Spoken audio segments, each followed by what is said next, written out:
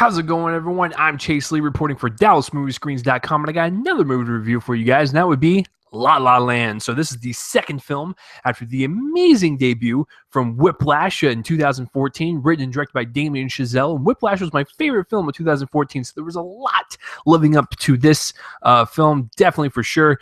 So the plot summary reads this: a jazz pianist played by Ryan Gosling falls in love with an actress played by Emma Stone in Los Angeles. And that's all you really need to know. So let's get real and break down La La Land. So I was really excited to see this. I honestly didn't know what it was about at the time. I just knew that Ryan Gosling and Emma Stone were attached. I knew it was going to be a musical, and I'm not even a fan of musicals.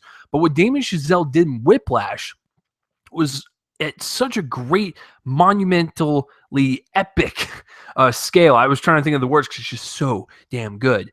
But what he did with that film, I was pretty much hooked on his filmmaking style and how energetic it is with the music, and maybe he can incorporate that into his musicals, and maybe I'll like musicals.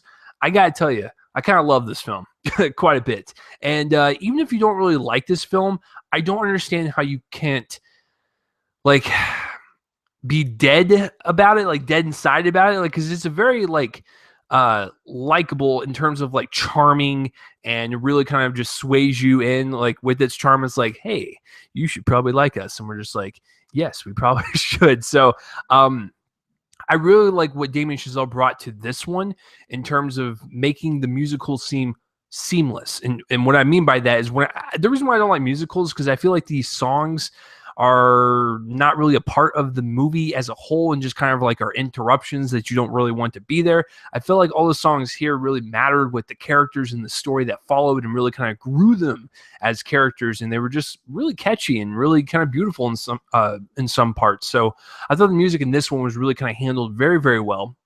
When you have the music paired with the visual aesthetic of the film, it is so colorful and so bright. The colors just pop out at you, just like with the music. And I thought Damien Chazelle nailed that perfectly in terms of a visual tone. It is just so bright and colorful. The cinematography is gorgeous. When you think about some of the shots in the film, and the fact that they filmed this on real film and it wasn't digital, it just makes it even more beautiful, because some of the lighting in this film is just so precise and so direct, and the harsh shadows are there, and it's just framed up so well. You could literally freeze frame it and call it a painting, because it would be that beautiful. And so the visual aesthetic is fantastic, and it goes along with the energetic pace of the music. But how is the story? The story overall, I think, is a very good romance story, and it doesn't have a traditional ending like you think it would at the end of the film, in terms of like, oh, they're going to get back together. Well, they may or may not. I have no clue, but I'm just saying that it's a different take on a romance film, and I thought that was played out more realistically than most romance films. And the ending climax, just like with Whiplash, is so great in terms of crescendo-wise, and just gradually goes up into a very powerful ending climax. It's a really great kind of what-if scenario, and that's all I'll say. But just like with Whiplash, it has a very strong ending, conclusion, and you immediately want to watch it over and over again. I think this film has really great rewatchability rate because of the fast-paced nature of the film. Just like with Whiplash, as soon as Whiplash was over, I wanted to watch it again immediately. I've seen La La Land twice, and I can tell you that it gets faster every single time. In terms of the performances and the actual characters themselves, Emma Stone and Ryan Gosling, without a doubt, have some of the best chemistry in history. They are just that damn good. Their characters themselves are good. They're not like super fleshed out or anything, but they are the characters that you want in this type of film, in terms of like, she is an aspiring actress. She goes on auditions. She gets turned down a lot. She has her down points, and then she has her up points. And then Ryan Gosling is a jazz pianist who doesn't really do anything in terms of job wise, and he goes to these like, stupid little gigs to keep paying for his apartment. He doesn't really have any dreams, but he does have dreams, and he just doesn't. He's not applying himself, and then he does apply himself. So it's not like these like deep methodical like characters or anything. But in terms of the story and the purpose of the overall tone of the movie, I think these characters are just fine, and they service the story very, very well. And the romance chemistry between them two is very palpable, and you just automatically love them both. Like, why aren't you two a real life couple?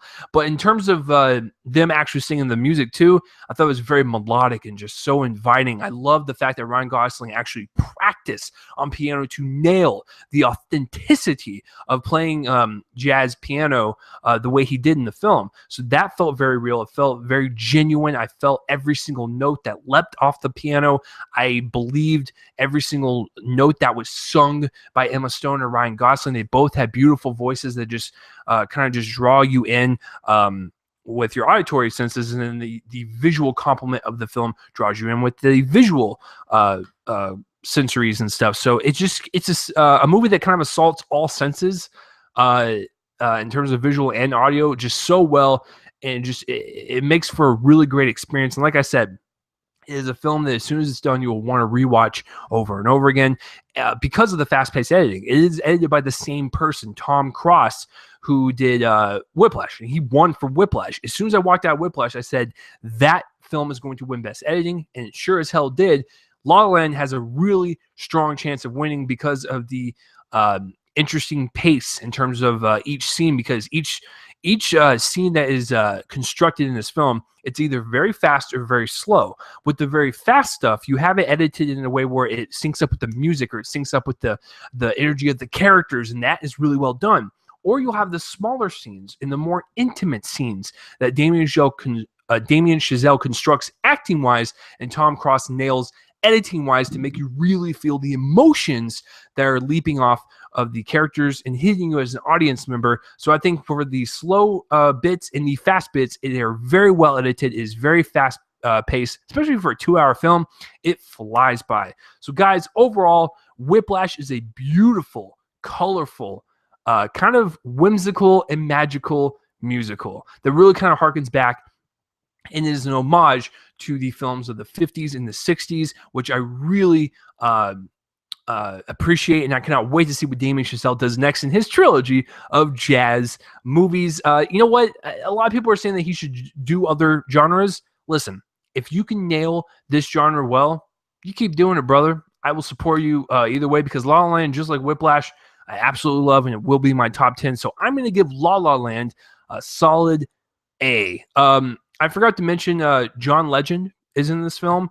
He might be my only weak part of the film. Not a bad actor, but he was kind of a distraction. I was like, oh, it's John Legend. I can't really get into the character because he's just such a big name at this point. So that might have been my only complaint. But other than that, solid A for me, Chase Lee. So that will do it for this review, guys. I'm Chase Lee, reporting for DallasMovieScreenings.com. And tune in next time for whatever I review next. And let me know down below what you thought of La La Land and what you thought of Whiplash, and just pretty much Damien Chazelle in general. And are you excited for his future works? So I will see you guys later for whatever I review next. Bye-bye.